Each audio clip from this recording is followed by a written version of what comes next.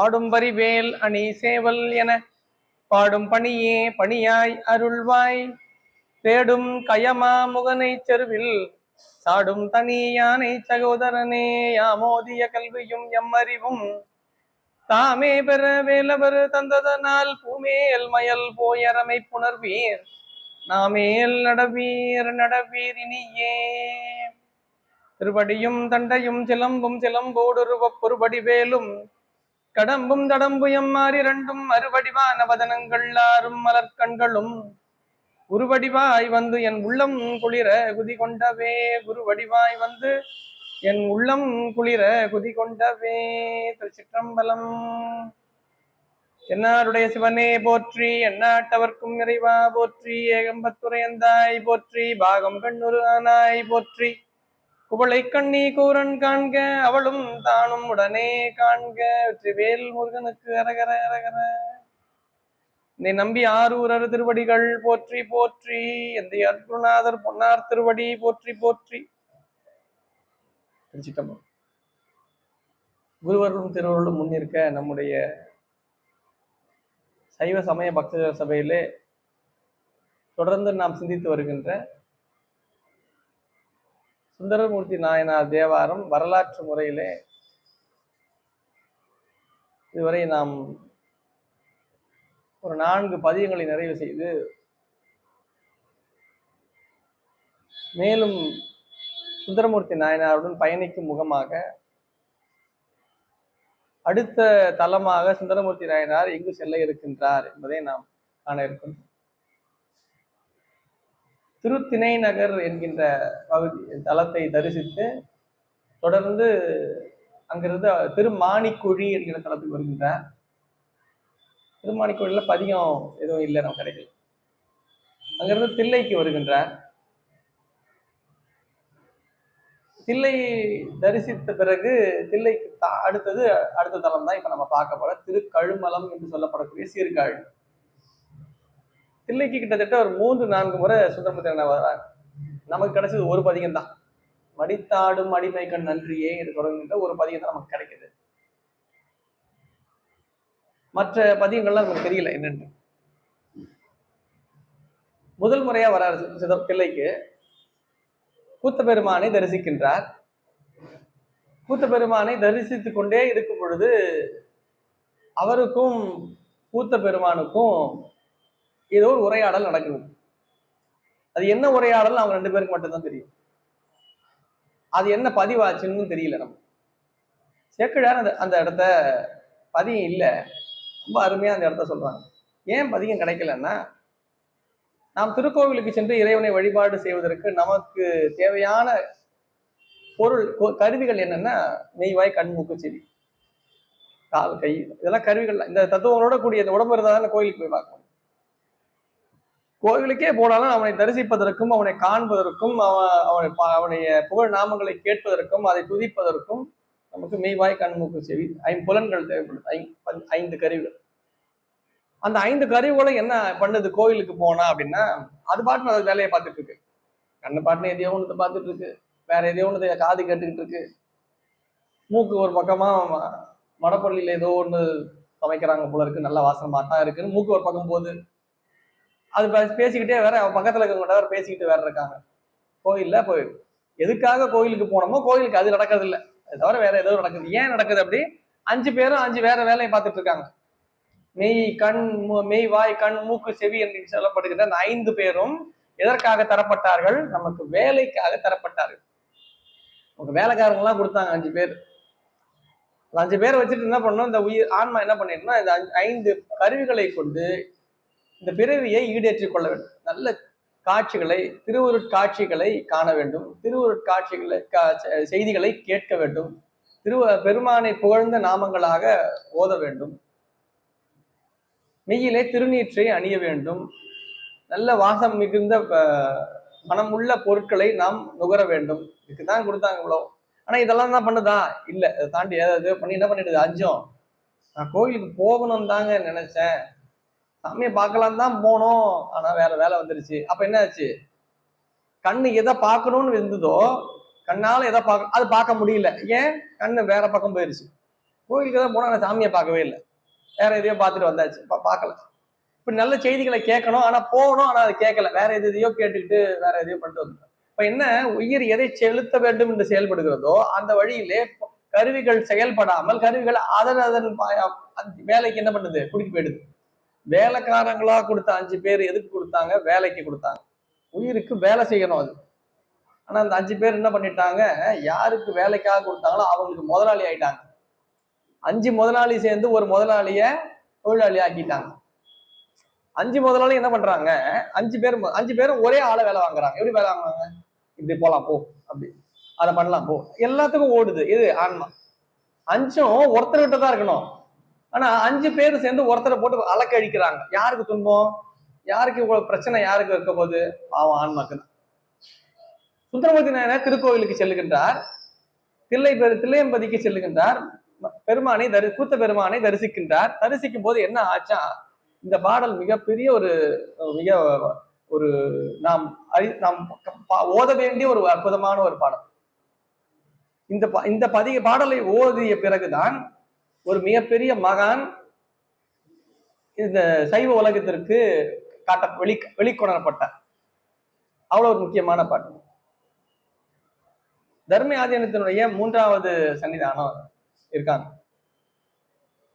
அவங்கள பாக்குறதுக்கு யாராவது வருவாங்க, பெரியவங்களை கூப்பிட்டு வந்து, இவர் மிகுந்த புலமை பெற்றவர், சிவனடியார், சிவத்தின் மீது மிகுந்த அன்பு கொண்டவர், பல நூல்களை இயற்றியவர், அப்படிலாம் சொல்லி அறிமுகப்படுத்துறாங்க ஒருத்தரை கூட்டம்.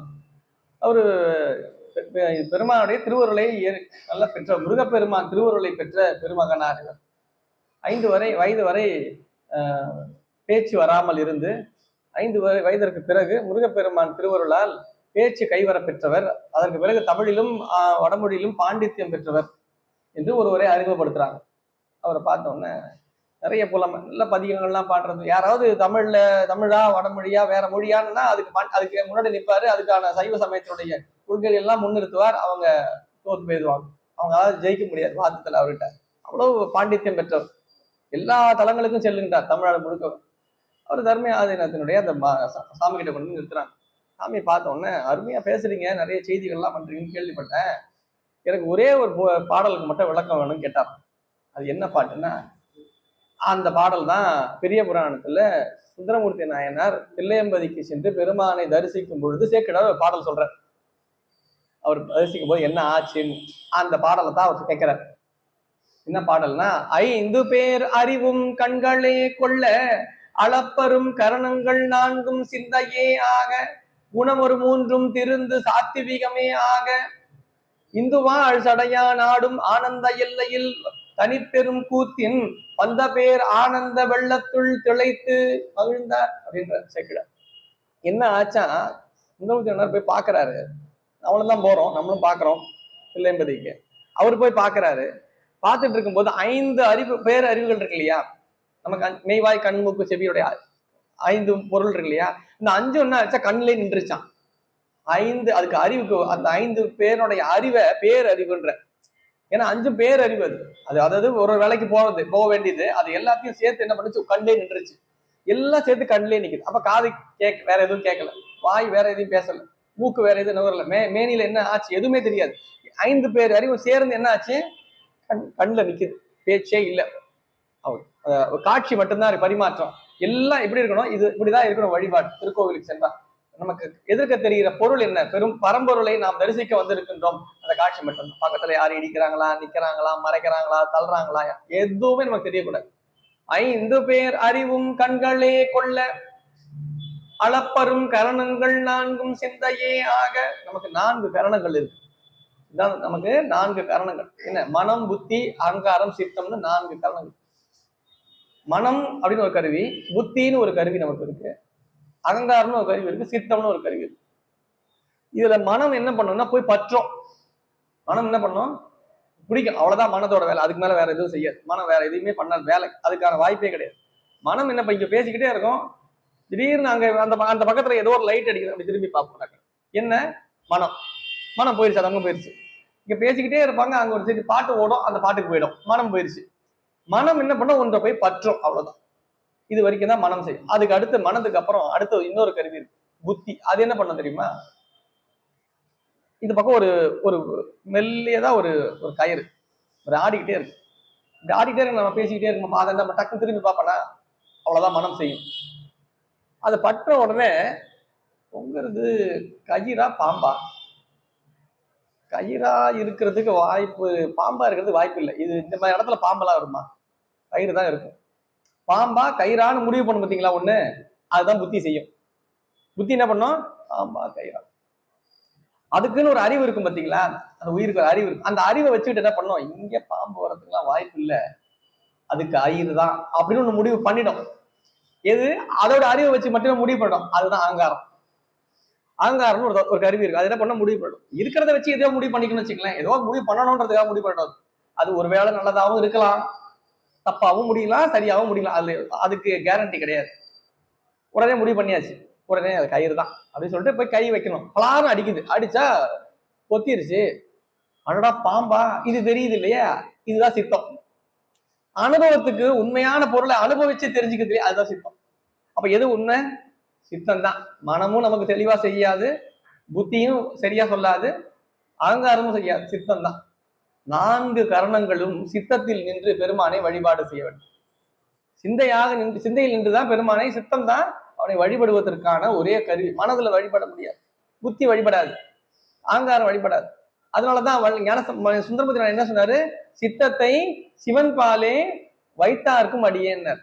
வேற எந்த கருவியை சொன்னாரா பாத்தீங்களா? சித்தத்தான் சொன்னார். ஏன்னா சித்தர்கள் என்ப சித்தம் நம்ம செம்மையானால் சிவத்தை ஆன்மா சென்றாடு. சித்தம் தான் தெளிவான ஒரு பொருள், தீர்வை தரக்கூடிய சித்தம் தான். இந்த சித்த அங்க போய் நிற்கும் போது மொத்த கருவியும் கண்ணா நின்றுச்சு, கரணம் மொத்தம் சித்தத்தில் நின்றுச்சு. எல்லா உயிர்களுக்கும் இருக்கக்கூடிய குணங்கள் என்னன்னா 3 குணங்கள். 3 குணங்கள் இருக்கும் எல்லா உயிர், எல்லாருக்குமே. நீங்க யார வேணா இதுல 3 கொண்டு வந்துடலாம். ஒன்று, அப்படியே பார்த்தாலும் கோபமாவே இருப்பாரு, நீங்க கிட்டே போக முடியாது. அப்பா பார்த்தாலும் அப்படியே அதை பண்ணீங்களா அதை பண்ணீங்களா, அவன் ஒரு நிலை, அவன் பேர் ராஜசம்னு பேர். எப்பொழுதுமே கோபத்தில் தான் இருப்பார். சில பேர்கிட்ட போனீங்கன்னு வச்சுங்களேன், யாரெல்லாம் கேட்டு ஆடா விடுங்க சார், அதெல்லாம் அப்புறம் பார்த்துக்கலாம் சார், செஞ்சீங்களா அதை? இல்லை சார். கோயிலுக்கு போக சொன்ன போனீங்களா? அது நேரமே இல்லை சார், நமக்கு டைம் இல்லை, போகல சார். சரி, இது மருந்து சாப்பிட சொல்லி சாப்பிட்டீங்களா? அதெல்லாம் எவ்வளவோ சாப்பிட்டாச்சு சார், அதெல்லாம் ஒண்ணும். எதை நீங்க சொன்னீங்கனாலும் அதை உடனே எடுத்துக்க மாட்டான். அவன் பேர், அவன் என்ன சொல்லுவீங்க, ஏன்டா இப்படி இருக்க, இப்படி இருந்தா எப்படி வாழ்க்கையில முன்னேற்றம், எப்படி வளர்றது? அப்ப என்ன எதை சொன்னாலும் என்ன பண்ணுவான், ஆடா விடுங்க சார். அதுல ஒரு பிடிப்பே இருக்காது. அவன் யாரு? சோம்பேறி, தாமச குணம்னு பேர் அவனுக்கு. ஒண்ணு ராஜச குணம், இன்னொன்னு தாமச குணம். இது ரெண்டுமே பிரச்சனை தான் நமக்கு. ரெண்டுமே நம்மளை வழிபட விடாது. ரெண்டுத்தையும் விட்டுட்டு ஆனா எப்படி இருக்கணும், எப்படி குணம் என்னவா இருக்கணும், சாந்தமா இருக்கணும்.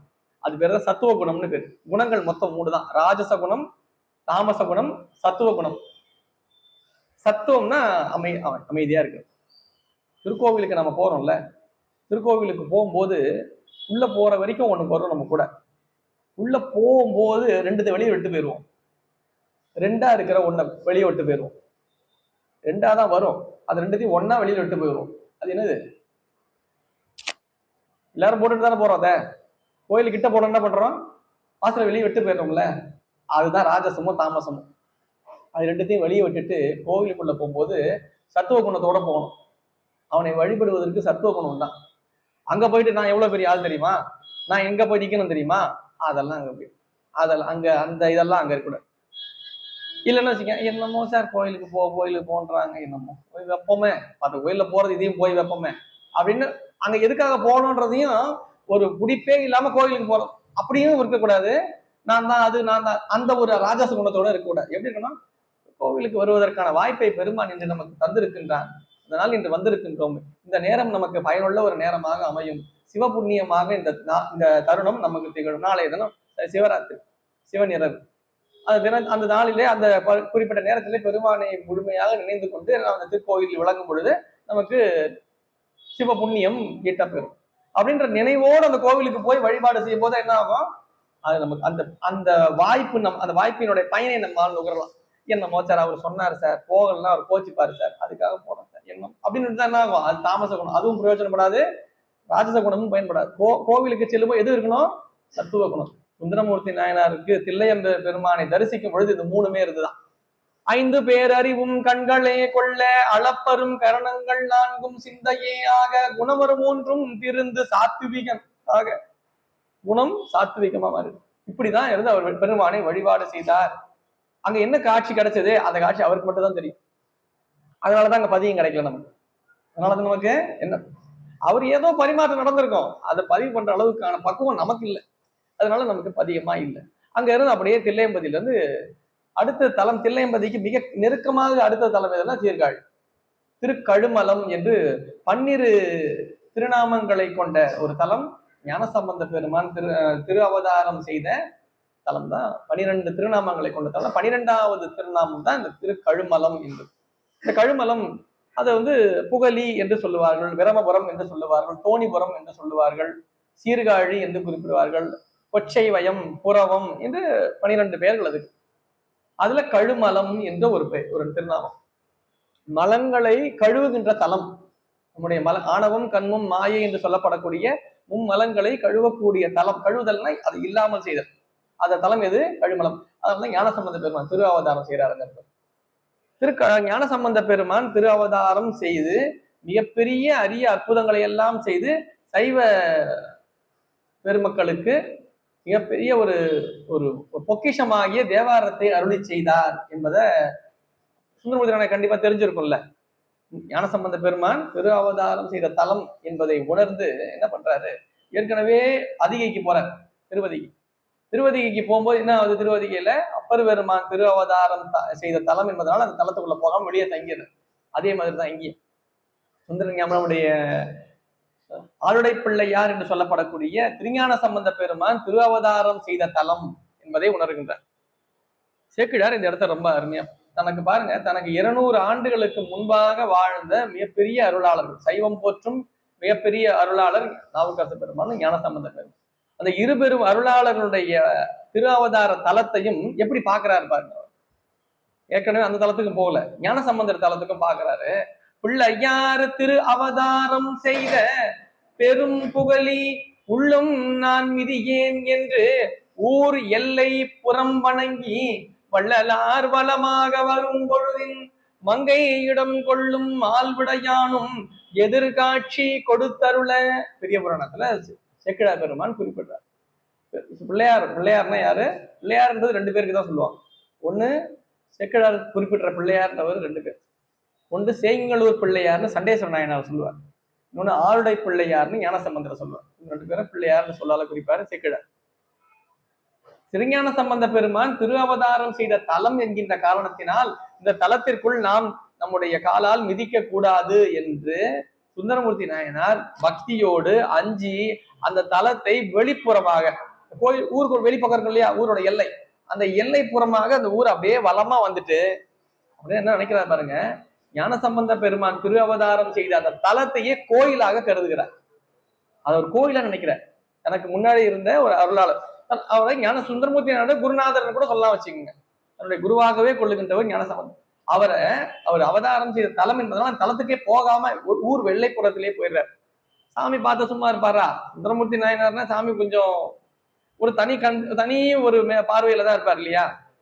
சுந்தரமூர்த்தி நாயனார் பார்க்காம போறாரே இப்படி வந்துட்டு என்ன பண்ணாரா, உள்ள இருந்து கழுமல திருத்தோணிபுரம் என்று சொல்லப்படக்கூடிய திருக்கழுமலத்திலே வீட்டிருக்கின்ற பிரமபுரீஸ்வர பெருமான் திருக்கோவிலிருந்து வெளியே வந்து அம்மையும் உடன் அழைத்து கொண்டு இடப வாகனத்திலே வெளியே அந்த ஊர் எல்லை, ஊருக்கு மேலே வந்து ஞான சுந்தரமூர்த்தி நாயனாருக்கு காட்சி கொடுத்தாராம். ஊர் எல்லை வள்ளலார் வளமாக வரும் பொழுதின் மங்கை இடம் கொள்ளும் மால்விடையானும் எதிர் காட்சி கொடுத்தருள. அந்த ஊர் எல்லை பக்கமா வளமா வரும்போது சாமி உள்ள வெளியே வந்து விடைமேல் பெருமாட்டி அம்மையோடு உடனாக இருந்து காட்சி கொடுத்தாராம் பெருமான். அந்த காட்சியை இங்க சுந்தரமூர்த்தி நாயனார் பாக்குறார். அடாடா, நாம உள்ள வராம போறோன்றதுனால சாமி என்ன பண்றாரு, நமக்காக காட்சி கொடுக்கறதுக்காக வந்திருக்காருன்னு பார்த்தார். அந்த காட்சியை பார்த்திருப்பார்ல, அது அவருக்கு தானே தெரியும் என்ன காட்சி. அந்த காட்சி என்னன்றதை விவரிக்கிறார். அதுதான் இன்றைக்கு நாம் காண இருக்கின்ற திருக்கழுமலம் என்று சொல்லப்படக்கூடிய அந்த பதிகம். இன்னைக்கு நம்ம முழுமையா பார்க்க முடியுமான்னு தெரியல. இந்த ஒரு வகுப்புல நாம சொற்பொழிவுன்னு சொல்றதை விட இது ஒரு வகுப்பாகவே கொள்ளலாம். ஏன்னா நம்ம ஒவ்வொரு பதிகமா தான் பார்க்கணும். நம்ம அப்படியே வரலாறா பார்க்கல. வரலாறா பார்த்துக்கிட்டே நம்ம போனோம்னா சொற்பொழிவு ஆயிரும். அது ஒரு வகுப்பாக கொண்டாதான் நம்ம ஒவ்வொரு பதிகமாக பார்க்கணும். அப்படி பார்க்கும்போது ஒவ்வொரு பாடல்களாக பார்க்கணும், ஒவ்வொரு சிந்தனைகளாக வச்சு அப்போ தொடர்ந்து அதை கேட்கும்போது தொடர்ந்து இதை நம்ம ஒளி பதிவும் நமக்கு ஆயிட்டு. அப்ப நம்ம தொடர்ந்து கேட்கும்போது என்ன ஆகும், ஒரு முழுமையான ஒரு பதிவாக நமக்கு இருக்கணும். நாளைக்கு இன்னும் திருப்பி எடுத்து பார்க்கும்போது கூட இதெல்லாம் கேட்டோம், இதெல்லாம் பார்த்தோம் அப்படின்னு நமக்கு தெரிய வரும். அப்போ நம்ம முழுமையா பார்க்கணும்னா இப்ப பாடல் பாத்தீங்கன்னா இது கொஞ்சம் பெரிய பாடல். 10 பாடல்களாக பார்க்கும்போது நமக்கு இப்போ 1 மணி நேரம் இருக்குன்னு வச்சு 1 மணி நேரத்துல இந்த 10 பார்க்க முடியுமான்றது நமக்கு சரியா தெரியல. முடிஞ்ச வரைக்கும் பார்ப்போம். ஏன்னா செய்திகள் எல்லாம் கொஞ்சம் விரிவான செய்திகளை கொண்டது. நேரம் திருக்கழுமலம்னு தலம் இதுதான் சொல்லிட்டு உள்ள நேரம் வந்திருக்கலாம். ஆனா திருக்கழுமலத்திற்கு நாம் தலத்தினுடைய பதிகத்திற்கு விளக்கம் மட்டும் பார்க்கல, சுந்தரமூர்த்தி நாயனார் வரலாறோடு ஒட்டி பார்க்கிறோம். எப்படி முதல்ல நாம சுந்தரமூர்த்தி நாயனார் வரலாறு பார்த்தோம், பதிகம் முதல்ல எப்படி தொடங்கினார், அடுத்தது எங்க போனார், அடுத்தது எங்க வந்துட்டு இருக்காருன்னு பார்க்கணும். பதிகம் வாயிலாகவே வருவதனால இந்த தலத்தின் வாயிலாகவே நாம் வரலாற்றை பார்க்கிறோம் இல்லையா. அப்ப இதுக்கு முன்னாடி என்ன தலத்துக்கு வந்திருக்காருன்றதை பார்க்கணும். தில்லையம்பதிக்கு வந்திருக்காரு. தில்லையம்பதியில அதுவும் இது முக்கியமான பாடல். அந்த 5 பேர் அறிவும் கண்களே கொள்ள அந்த பாடல்ல, அந்த பாடலை கேட்ட உடனே அந்த பாடலுக்கு பதில் சொல்ல வந்தார் இல்லையா, மிகப்பெரிய பாண்டித்யம் பெற்றவர்கிட்ட கேட்டார் அந்த மடாதிபதி, அந்த ஆதீனம் கேட்டார் இல்லையா. அவர் கேட்டதுக்கு அவர் அந்த பாடலுக்கு பதில் என்னன்னா, இதுக்கான அனுபவ உரையை சொல்லும்படி அவர் பணித்தார். அந்த அனுபவ உரையை சொல்ல வரும் பொழுது அது என்னன்றதை அவர் உள்ளே உணர்றாரு. அந்த அனுபவ உரையை என்னன்னு சொல்ல முடியல அவரால். அனுபவத்தால் பெறுகின்ற உரை சொல்வதற்கு அப்பாற்பட்டு. அதனால என்ன பண்ணாரு, இவர் தான் தனக்கு குரு என்று அவர் காலில் விழுந்து அவரிடத்துல தீக்கை பெறுகின்றார். யாரு? அவர் வேறு யாரும் அல்ல, அவர் தான் குமரகுருபரர். கந்தர் கலிவன்பாய் இயற்றிய குமரகுருபரர் தான் இந்த 5 பேர் அறிவு கண்களே கொள்ள என்ற அந்த பாடலுக்கு அனுபவ உரையை சொல்ல முடியாம மௌனமாக நின்று அந்த தர்ம ஆதீனத்தினுடைய அவருடைய திருவடியில விழுந்து வணங்கினார். அவர் அங்கே நீண்ட காலம் இருந்தார். பின்பு அங்கிருந்து காசிக்கு சென்றார். காசியிலிருந்து திரும்பவும் அவர் திருப்பனந்தாள் என்கின்ற மடத்தை ஸ்தாபித்தார். தர்ம ஆதீனத்தினுடைய அது சீடர் மடமாக கொல்லப்படும். அந்த மடம் அதனுடைய முதன்மை தான் குமரகுருவர். அவர்ல இருந்து திருப்பனந்தாள் ஆதீனம்ன்றது தொடருது. அப்படி ஒரு பெரிய பெருமகனார் தோன்றுவதற்கு உருவாவதற்கு காரணம் என்ன, இந்த 5 பேர் கண்களை கொள்ள. அப்ப இது எங்க வருது இந்த பாட்டு, இதுக்கு முன்னாடி திருத்துணை நகர்ல இருந்து கழுமலத்துக்கு போறதுக்கு நடுவுல சிதம்பரத்துக்கு வரார், தில்லைக்கு. அங்க பார்க்கும்போது சேக்கிழார் பெருமான் குறிப்பிடுகின்ற வரலாறு தான் இந்த 5 பேர் பாடல். அப்ப இந்த பாடலை சொல்லாம நம்ம உள்ள போயிட்டோம்னா என்ன ஆகும்னா, ஏதோ தலம் பார்த்துக்கிட்டே இருக்கோம், ஒரு தலத்துக்கு பதில் பாடலுக்கு உரை பார்த்துக்கிட்டே போற மாதிரி இருக்கும். இந்த வரலாற்றோடு நாம் பதிகத்தை பார்க்கும் பொழுது ஒரு முழுமையான ஒரு புராணமாக சுந்தரமூர்த்தி நாயனார் வரலாறு திகழும். நம்ம 100 பாடல் நிறைவு செய்யும் போது எத்தனை காலம் பிடிக்கும் தெரியல. நிறைவு செய்யும் பொழுது நம்ம ஒரு முழு நிறைவோடு சுந்தரமூர்த்தி நாயனாரோடு உடன் பயணித்த அந்த அனுபவத்தை நாம் பெறலாம். பதிகத்துக்கு உரை பார்க்கறது வேற, வரலாறோடு கூடவே அவர் கூடவே போறது எப்படி இருக்கும். சுந்தரமூர்த்தி நாயனார் எப்படி போனாரோ அவர் கூடவே அவர் கையை பிடிச்சுக்கிட்டே போற மாதிரி. இப்ப எப்படி வந்தார், இப்படி திருக்கழுமலன் என்ற தலத்துக்கு வருகின்றார். ஞானசம்பந்த பெருமான் அவதாரம் செய்த தலம் என்பதனால தலத்துக்குள்ள மிதிக்காம வெளியே வராரு. அதனால பெருமான் அவருக்கு எதிர்காட்சி கொடுக்கின்றார். அந்த காட்சியை அவர் காணுகின்றார். புத்த பெருமானையும் கண்டார், இங்க அந்த காட்சியும் பார்க்கிறாரு. இங்க அந்த காட்சியை பார்த்த உடனே அவருக்கு என்ன தெரியுது, ஏதோ ஒரு புதிய அனுபவம் அவருக்கு கிடைக்கிறது. இந்த அனுபவம் அது என்னன்றதுதான் இன்றைக்கு காண இருக்கின்ற பதிகம் திருக்கழுமலம் என்கின்ற இந்த பதிகம். இந்த பதிகம் தக்கேசி என்கின்ற இந்த பண்ணால் அமைந்தது. சுந்தரமூர்த்தி நாயனார் மிக அதிகமாக கையாண்ட பண்கள்ல ஒண்ணு தக்கேசி. பல அற்புத பதிகங்களை செய்திருக்கின்றார் நம்முடைய சுந்தரமூர்த்தி நாயனார். பல அரிய பண்களை கையாண்டிருக்கின்றார்.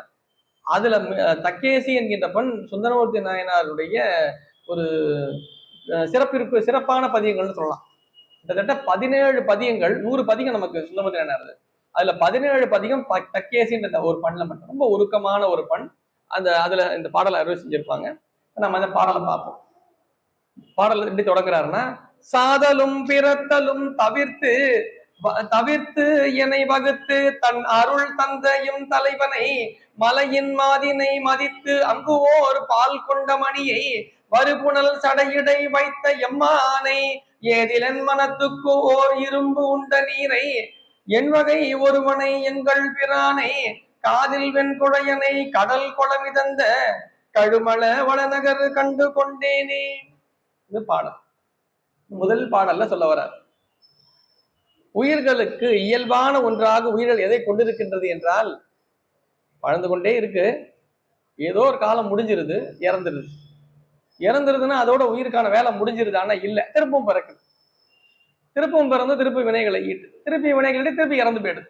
இதுவே தான் நடந்துகிட்டு இருக்கு. ஏன் வினைகளை செய்து நாம் என்றோ செய்த இன்ப துன்பத்தினுடைய வினையினுடைய பயனை இன்ப துன்பங்களாக இந்த பிறவியிலே நாம் அனுபவித்து அதனுடைய வெளிப்பாடாக இன்னொரு வினையை ஈட்டுகிறோம். அது அடுத்த பிறவிக்கு வந்துருது. இப்படியே என்ன ஆயிட்டு இருக்கு, வினைகள் ஈட்டிக்கொண்டே இருக்கின்றோம். இது என்னைக்குதான் முடியுறது? இது என்னைக்கு முடியுறது? என்னைக்கு இந்த வினைகள் இப்ப ஈட்டிக்கிட்டே இருந்தா அடுத்த பிறவி வந்துருது, அதுல ஒரு வினை ஈட்டுறா அது அடுத்த பிறவி வந்துருது, இப்படியே வந்துகிட்டே இருக்கு. இது என்னைக்கு முடியறது?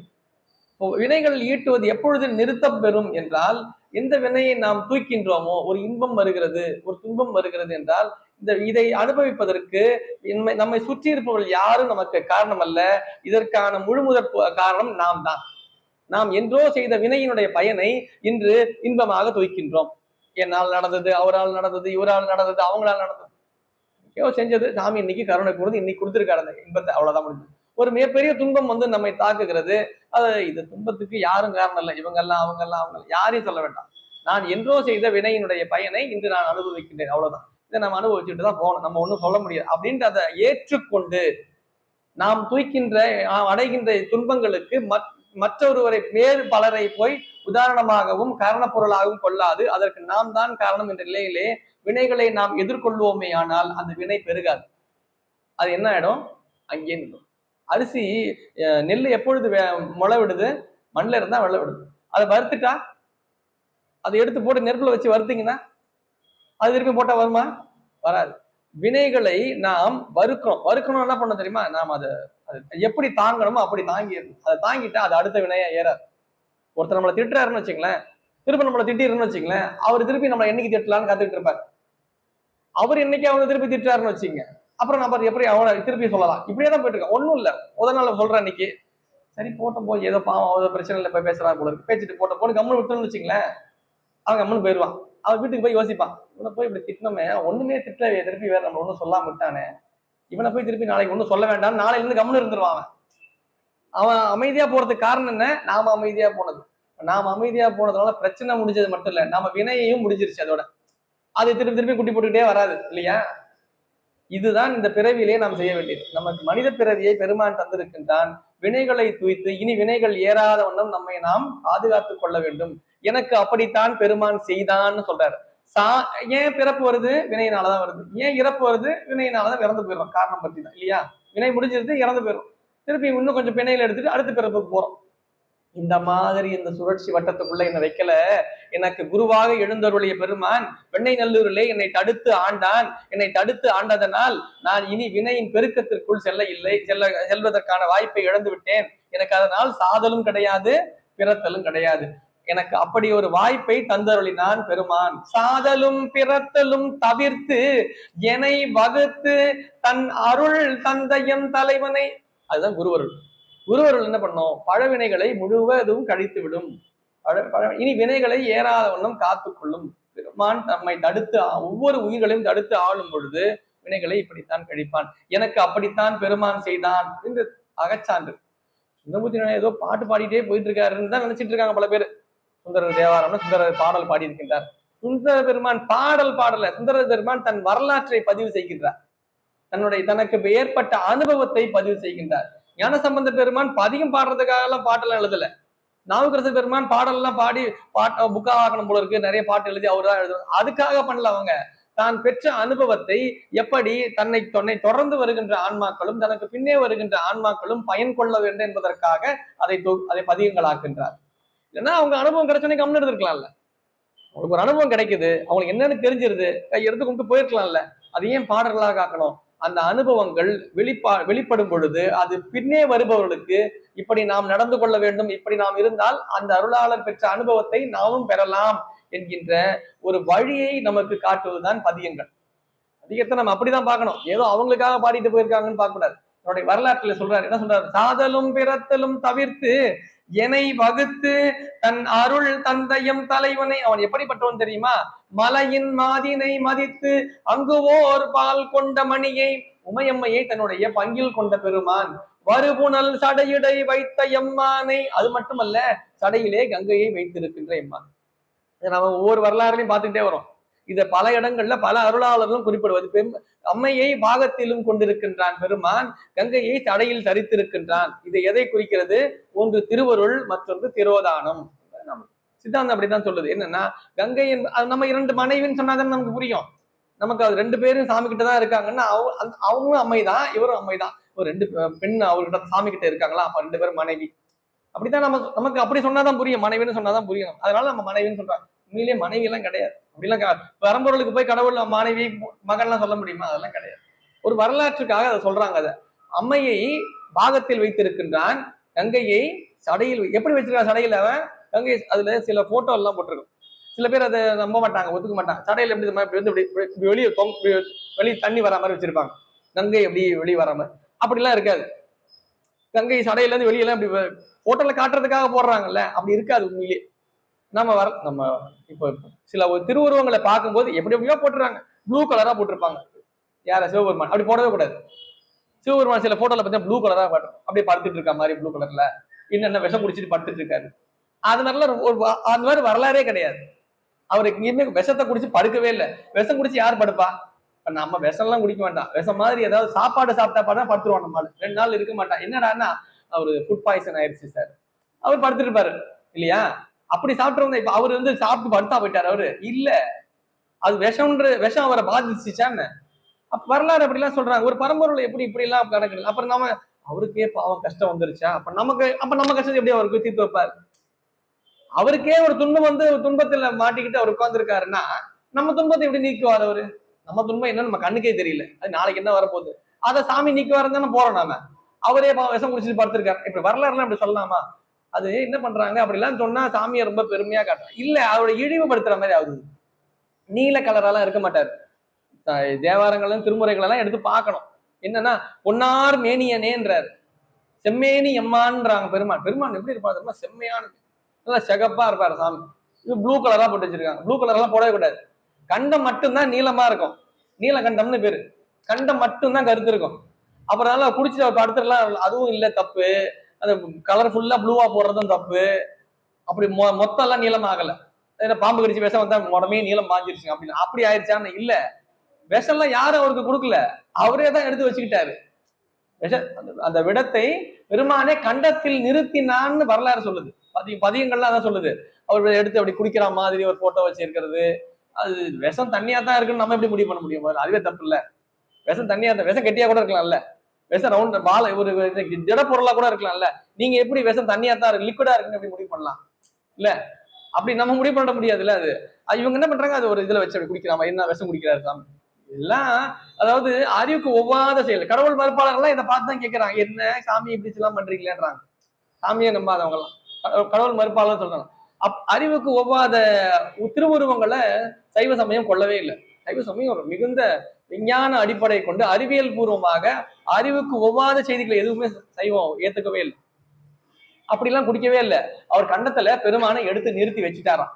அவரு குடிச்சாரு, அது வேற. அந்த அம்மா வந்து குடிச்சிட்டாங்க, கழுத்தை பிடிச்சிட்டாங்கலாம் இதெல்லாம் அதான் சொல்றேன், நம்பவே முடியாத, இயற்கைக்கே ஒவ்வாத ஒண்ணு. அப்படிலாம் நடக்கவே இல்லை. அவரே கண்டத்துல நிறுத்தினாருன்னா ஞானசம்பந்தரே சொல்றார்.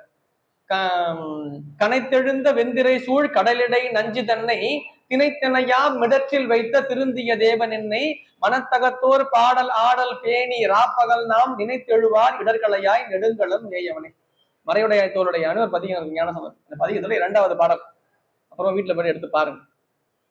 கனைத்தெழுந்த வெண்திரை சூழ் கடலிடை நஞ்சு தன்னை திணைத்தனையா மிடற்றில் வைத்த திருந்திய தேவன். இந்த கடல்ல இருந்து வந்த நஞ்சுல எடுத்து பெருமான் கண்டத்தை, அது அப்படியே சின்னதாகி கண்டத்துல வச்சுட்டாராம். அது அப்படியே இது பண்ணி கண்டத்துல நிறுத்திட்டாராம். கண்டத்துல நிறுத்துறதுன்னு ஏன் நிறுத்தினா தெரியுமா? கண்டத்துல எதையும் நிறுத்த முடியாது, இங்க எதையும் நிறுத்த முடியாது. நீங்க எதையாவது உள்ள கொண்டு போகலாம், உள்ள போனா உள்ளதான் போயிடும். ஒண்ணு உள்ள போயிடும், உள்ள போகாத பொருளா தான் வெளியே வந்துடும். இங்கெல்லாம் எதுவும் நிக்காது, இங்க எதுவும் நிறுத்த முடியாது. இங்க நிறுத்த முடியும்னா அது அவரால் ஒருத்தரால் மட்டும்தான் முடியும். அதெல்லாம் இங்க நிறுத்தி காட்டுற, இது யாராலும் முடியாது அப்படின்னு காட்டுறதுக்காக தான் அதை அங்க நிறுத்துற. அதை ஏன் நிறுத்தி காட்டுறாரு தெரியுமா? உயிர்கள், எல்லா உயிர்களையும் பெருமான் தான் காத்தருளினான். அந்த நஞ்சை அவன் கண்டத்திலே வைக்கவில்லை என்றால் அந்த நஞ்சினுடைய தாக்கத்தினால் உயிர்கள் எல்லாம் மாண்டு போயிருக்கும், எல்லா உயிரும் துன்பத்துல போயிருக்கும், எதுவும் உடம்பு இல்லாம போயிட்டு இருக்கும். அதனால பெருமான் என்ன பண்ணா, உயிர்களை காக்கும் பொருட்டு அதை கண்டத்தில் நிறுத்தி எல்லா உயிர்களுக்கும் காவலனாகிய ஒரே பெருமான் சிவபெருமான் தான் என் காட்டு முகமாக கண்டம் நீளமாக கருத்து நின்றது. அவ்வளவுதான் வரலாறு. அதனாலதான் கண்டத்தை வச்சார். எதுக்காக சொல்ல வந்து கங்கை, கங்கை எப்படி இருக்கும்? சடை இருக்கு, சடைக்கு உள்ள கங்கை இருக்கு. கங்கை எப்படிங்க நிக்கும்? ஒரு தண்ணி நிக்கணும்னா என்ன தேவை? நாலா பக்கம் ஏதாவது ஒரு ஒரு மடம் இருக்கணும் இல்லையா? ஒரு அடப்பு இருந்தாலும் தண்ணி நிக்கும். சடை இருக்கு, சடை அடப்பா இருக்கு. எவ்வளவு அடப்பா இருக்குன்னா, எவ்வளவு அடப்பா இருந்தா தண்ணி நிக்கும் பாருங்க அதுக்குள்ள. எவ்வளவு அடப்பா இருந்தா சடை தண்ணி நிக்கும். அவ்வளவு நல்லா டைட்டா சடை அப்படின்னா அவ்வளவு பழைய சடைன்னு அர்த்தம். அவ்வளவு பழையசுன்னா பெருமான் அவ்வளவு பழையவன்னு அர்த்தம். இது போன வருஷம் தான் ஜடம் வந்தது, இல்லைன்னா ஒரு 50 வருஷத்துக்கு முன்னாடி வந்தது, 100 வருஷம் முன்னாடி, 1000 வருஷம். சார் எவ்வளவு வருஷம்னே தெரியாது சார். பிங்கங்கண்ணு பெருமானுக்கு சடைக்கோலம் உடையவன்னு பேர். அத மாதிரி சடைக்கோலம் யாருக்கும் கிடையாது. அந்த சடைக்கோலம் அதுக்குள்ள பெருமான் கங்கையை வச்சிருக்காரு. எப்படி வச்சிருக்காரு? மறைச்சு வச்சிருக்காரு. எதுக்கு வச்சிருக்காருன்னு அது பெருமானுடைய ஆற்றல். அது உயிர்களுக்கான விருப்பு வெறுப்புகள்லாம் இருக்கு இல்லையா, உயிருக்கான தேவைன்னு இருக்கும் இல்லையா, அதை உயிர்களுக்கு தருவது யாருன்னா கங்கை தான். திரோதானம் என்று சொல்லப்படக்கூடிய கங்கை தான் தரா. அம்பாள் தர்றதில்லை. நிறைய பேர் அம்பாள் நினைச்சிட்டு இருக்காங்க. திருவருள் தராது. திருவருள் உயிர்களுக்கு முத்தியை மட்டும்தான் தரும். திருவருளத்தை போய் கேட்டீங்கன்னா முத்தி மட்டும் தான் கிடைக்கும். அப்ப உயிர்கள் எனக்கு வேலை வேணும், எனக்கு வீடு வேணும், எனக்கு பணம் வேணும், எனக்கு வெளிநாட்டுக்கு போகணும், எனக்கு கல்யாணம் ஆகணும், குழந்தை பிறக்கணும், அவங்களுக்கு நோய் சரியாகணும், இவங்களுக்கு அது இதெல்லாம் இந்த உலகியல் தேவைகளாகலாம் நிறைய இருக்குல்ல இந்த உயிர்களுக்கு. அதெல்லாம் யார் செய்யறது? அதை திரோதானம் செய்கிறாள். திரோதான கங்கை, திரோதானம் இதெல்லாம் ஒரே பொருள். மறைப்பு சக்தின்னு சொல்லுவாங்க தமிழ்ல. மறைப்பாற்றல் இல்ல நடப்பாற்றல்னுவாங்க. அதுதான் செய்யும். அத பெருமான் தான் அம்பாளை கொண்டு செய்கின்றான். அது யாருக்குமே தெரியாது. அதுதான் கங்கைன்னு அர்த்தம். அதுதான் கங்கை மறைச்சு வச்சிருப்பாங்க. சாமி அம்பாள் பெருமாட்டிய பக்கத்துல வச்சிருக்கிறது உயிர்களுக்கு அருளை புரியும் பொருட்டு திருவருளை பாகத்தில் வைத்திருக்கின்றான். உயிர்களுக்கு ஆக்கத்தை வினை பயனை நுகர்ந்து அதனால வருகின்ற பயனை தரும் பொருட்டு திரோதானம் என்று சொல்லப்படக்கூடிய மறைப்பாற்றலை மறைத்து வைத்திருக்கின்றான். அதனால அந்த அம்மா மறைச்சு வச்சிருக்கு. நம்ம யாருக்கும் தெரியாது. அந்த அம்மா இருக்கிறது இந்த அம்மாவுக்கு தெரியாது. யாருக்கு? திருவருள் இருக்கிறது மறைப்பாற்றலுக்கு தெரியாது. நம்ம மறைஞ்சு அது எப்போ ஆகும்னா மறைப்பாற்றல் அதை வினைகள் எல்லாம் கழிய கழிய கழிய முழுக்க அந்த ஆற்றல் என்னவாயிடும்? திருவருளா மாறிடும். அந்த நடப்பாற்றல் மறைப்பாற்றல் என்னவாகும்? திருவருளா அது வரைக்கும் அது மறைப்பாற்றலா தான் இருக்கும். அதுவும் ஆற்றல் தான். திருவருள் ஆற்றல் தான். இந்த ஆற்றல் எப்பொழுது மாறும் என்றால் உயிர்கள் எப்பொழுது பக்குவம் பெறுகிறதோ அப்பொழுது அதே ஆற்றல் திருவருளாக மாறும். எனக்கு இந்த உலக பொருள்லாம் வேண்டாம் தான், எனக்கு இந்த அருள் மட்டும் இருந்தா போதும், எனக்கு எந்த பொருளும் வேண்டாம், எனக்கு அருள் மட்டும் போதும்னு இருக்க நிலைமை வரும்போது அப்ப திருவருள் அப்பதான் பணி செய்யும். அருளாளர்கள் இந்த பூ உலகிலே வாழ்ந்த காலங்கள்ல அவர்களுக்கு எல்லாவற்றையும் தந்ததும் செய்ததும் எது என்றால் திருவருள் தான். நமக்கெல்லாம் யாரு? நமக்கு திரோபவம் தான். திரோபவத்தை கூட நமக்கு சாமி செஞ்சுட்டு இருக்கோம். அவங்களுக்கு அப்படி கிடையாது. திருவருளை கொண்டு அதனாலதான் அவருக்கு எந்த துன்பமும் கிடையாது. அருளாளர்கள் ஞான சம்பந்தருக்கு என்ன துன்பம் வந்தது? அப்ப யாருக்கும் தவறாது. ஏன்னா பெருமானுடைய நேரடி கட்டுப்பாட்டுல விளங்குவாங்க. மணிவாசக பெருமான் யாருக்கு இந்த உலக பந்தங்கள்ல இருந்து நீங்கி வாழ்கின்றார்களோ அவர்களுக்கு திருவருள் துணை செய்யும். மணிவாசகர் பூ உலகத்துல இருக்கிறாரு. அவர் எந்த போகங்களையோ எந்த சுக போகங்களையோ எந்த மிகப்பெரிய நிலைகளையோ எதையுமே எதிர்பார்க்கல. இந்த உலகத்துல எது ரொம்ப பெருசுன்னு சொல்லுவோம்? பணம். பணம் தானே பெருசு. பணத்தை தாண்டி அடுத்தது என்ன தருவோம்? மிக பெரும் பதம், பெரிய பதவி. இந்த உலகத்தையே ஆள்ற ஒரு பதவின்னு வச்சுங்களேன். அதுக்கு மேல பதவி இருக்கா? இந்த உலகத்தையே காக்கிறதுக்கு ஒரு பதவி இருக்குன்னு வச்சுங்களேன். இந்த உலகத்தையே படைக்கிறதுக்கு ஒரு பதவி இருக்குன்னு வச்சுங்க. சுகபோகமா இருக்கிற பதவி இதெல்லாம் கொடுக்குறாருன்னு என்ன பண்ணுவோம்? இதுதான் பெருசு, இதுதானே வேணும்னு நினைப்போம். இதெல்லாம் வேண்டாம் எனக்குன்னு சொல்றார் மணிவாசகர். கொள்ளேன் புரந்தரன் மால் அயன் வாழ்வு குடிகடினும் நல்லேன் நினது அடியாறு ஆடு அல்லால் நரகம் புகினும் எள்ளேன். திருச்சடகத்துல 2வது பாட்டு. கொள்ளேன் புரந்தரன் மால் அயன் வாழ்வு. புரந்தரன்னா இந்திரன், மால்னா திருமால், அயன்னா பிரமன். எனக்கு திருமால் வாழ்க்கை வேண்டாம், பிரமன் வாழ்க்கை வேண்டாம், பிரமன் அந்த பதம் வேண்டாம், இந்திரன் பதம் வேண்டாம், எனக்கு இதெல்லாம் எதுவுமே வேண்டாம். கொள்ளேன் புரந்தரன் மால் அயன் வாழ்வு குடிகடினும் நல்லேன். எனக்கு ஏதாவது நல்லா எல்லாம் போயிடுவேனா? எனக்கு அது கூட பிரச்சனை இல்லை. குடிகடினும் நல்லேன் இனது அடியாரோடு அல்லால் நரகம் புகினும் எள்ளேன். அடியார்கள் எல்லாம் வருவாங்கன்னா சொல்லுங்க, நரகத்துக்கு போறது கூட எந்த பயமும் கிடையாது. ஏன் அப்படி சொல்றாரு தெரியுமா? அடியார்கள் நரகத்துக்கு போக மாட்டாங்க. அதனால அப்படி சொல்ற நரகம் புகினும் எள்ளேன். எப்படி இப்படி சொல்ல முடியுது? நம்மளால இப்படி சொல்ல முடியுமா? ஏன் மணிவாசகர் சொல்ல முடியுது? மணிவாசகர் இருப்பது உலக பந்தங்களையோ உலக பொருளையோ நோக்கி அல்ல, திருவருளை நோக்கி. அதனாலதான் பாட்டு சொல்றாரு பாருங்க. கொள்ளேன் புரந்தரன் மாலையன் வாழ்வு குடிகடினும் நல்லேன் எனது அடியாரோடு அல்லால் நரகம் புகினும் எள்ளேன் திருவருளாலே இருக்க பெறின் இறைவா. நான் திருவருள்ல தானே இருக்கேன், திருவருள்ல தான் நம்ம இருக்கோன்ற அந்த உணர்வு வருது இல்லையா? அப்போ இந்த பொருள்கள் மேல எந்த பற்றும் இருக்காது அவங்களுக்கு தான். திருவருளாலே இருக்க பெறின் இறைவா உள்ளேன் பிற தெய்வம் உனையல்லாது எங்கள் உத்தமனே. வேறு எந்த தெய்வத்தையும் வழிபடாத நிலையும் பொருளின் மீது பற்று இல்லாத நிலையும் தான் திருவருளுக்கு. இங்க அதான் சொல்றாரு, பெருமான் 2 சக்திகளையும் கொண்டிருக்கின்றான். என்ன? திருவருளும் அவனிடத்தில் தான் இருக்கின்றது, திரோதானமும் அவனிடத்தில் தான் இருக்கின்றது. அதுதான் 2 வரியில சொல்றாரு. இப்ப அந்த 2 வரியை பாருங்க. மாதினை மதித்து அங்கு போர் பால் கொண்ட மணியை, திருவருள மறுபுணல் சடையிடை வைத்த எம்மானை, சடையிலை கங்கை வைத்திருக்கின்ற பெருமான், பெருமான் சடையில் கங்கையும் வைத்திருக்கின்றான், பாகத்தில் பெருமாட்டியும் வைத்திருக்கின்றான். அடுத்தது உதாரணம் சொல்ற, ரொம்ப அருமையான உதாரணம். ஏதிலன் மனத்துக்கோர் இரும்பு உண்ட நீரை, ஏதிலன் மனத்துக்கு ஓர் இரும்பு உண்ட நீரை, இரும்பு உண்ட நீரைன்ற, இப்போ நீர் இருக்கு, நீர் என்ன பண்ணும், இரும்பு என்ன பண்ணும், நீர் இரும்ப, அதுதான் இப்போ ஒரு இரும்பு இருக்குன்னு வச்சுங்களேன், ஒரு இரும்பு கதவு இருக்குன்னு வச்சுக்கோங்க, இரும்பு கதவு இருக்கு, இரும்பு கதவு நீரை போய் குடிச்சிடுமா? நீரை குடிக்குமா? குடிக்காது. நீர் என்ன பண்ணும் தெரியுமா? இரும்பை அரிச்சிடும். எப்படி அரிச்சிடும்? இரும்பு அப்படியே தன்னகத்தன் என்ன பண்ணும், இரும்பு தண்ணி, மழை பெய்யுது, கேட்டு, நம்ம வீட்டு கேட்டு இருக்குன்னு வச்சு உதாரணம், இரும்பு கேட்டு, தண்ணி அடிச்சுக்கிட்டே இருக்கு, தண்ணி ஏறி ஏறி ஏறி தண்ணி வந்துருச்சு, ஒரு வாரம் ஆச்சு, தண்ணி அப்படியே இருக்கு, கேட்டும் இருக்கு, கேட்டை திறக்கவே முடியல நம்மளால, அப்படி இருக்கு.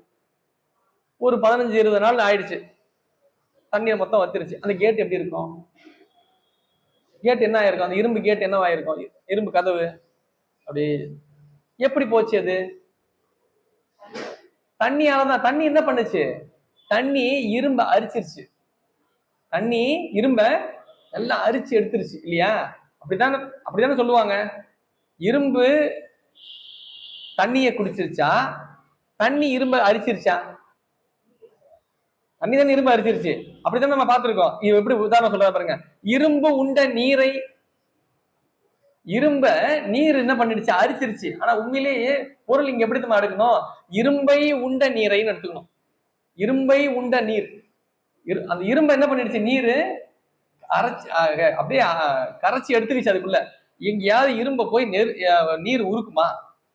ஆனா நடக்குது. இங்க தன்னை சொல்லிக்கிறார், ஏதிலன் மனத்துக்கு ஓர் இரும்பு உண்ட நீரை, பெருமானை நீரா சொல்றார், பெருமானை நீராக கொள்ளுகின்றார். நீரிலே எது கரையும்? நீர்ம பொருள் தான் கரையும். இரும்பு கரையுமா? இரும்பும் கரையும். எப்படி தெரியுமா? இரும்பு நீரிலேயே நீண்ட நெடுங்காலம் இருக்குமே ஆனால், அதிலேயே அழுந்து நிற்குமே ஆனால் என்ன ஆகும்? அது அதுவும் இரும்பு கரையுமான்னு நினைப்போம். இரும்பு எப்படி கரையும்? நெருப்புலதான் கரையும் நினைப்போம். நெருப்புலதான் உருகும் இரும்பு, நெருப்புல அடிச்சு நெருப்புலதான் அது இல்லாம போகும். நீர்ல போகுமா? நீர்லயும் போகும். அந்த அளவுக்கு அதுலயே இருந்தா, நீர்லயே ரொம்ப காலம் இருந்ததுன்னா என்ன ஆகும்? நீரால் அது உண்ணப்படும். உண்ணப்பட்டு அது என்ன ஆகும்? தன் நிலையை இரும்பு கூட இழந்து விடும். இரும்பு கூட, அதாவது இரும்பு தரு மனத்தேனை ஈர்த்தீர்த்து என்புருக்கி சொல்றாருல மணிவாசன். என்பு ஏன் எப்படி உருகுது? இரும்பு உருகுமா? இரும்பு ஏன்னா அது உருகக்கூடிய பொருள். அது அதோட இரும்பு இருந்தால் இரும்பு உருகிருச்சு. அதே மாதிரிதான் இங்க நீர். இங்க நீர், அவன் பெருமானை நீராக சொல்லி இரும்பாக தன்னை பெருமான் ஆட்கொண்டான். இரும்பு உண்ட நீரை என் வகை ஒருவனை, அவன் பெருமான் 8 பொருள்களாக விளங்குகின்றான். என் வகை பெருமான் என் குணத்தான் சொல்றது போல என் வகைன்னா 8 நிலைகளிலே பெருமான் இந்த உலகத்திலே நமக்கு காட்சிப்படுகின்றான். அந்த 8 பொருள் என்ன அப்படின்னா, நமக்கு தெரிகிற பொருளா சொல்லல. 8ஆக பெருமான் விளங்குகின்றான், என் வகையாக விளங்குகின்றான். அந்த என் வகை என்ன அப்படின்னா, பஞ்சபூதங்கள், நிலம், நீர், தீ, காற்று, ஆகாயம் 5, இன்னொன்னு சூரியன், மற்றொன்று சந்திரன்.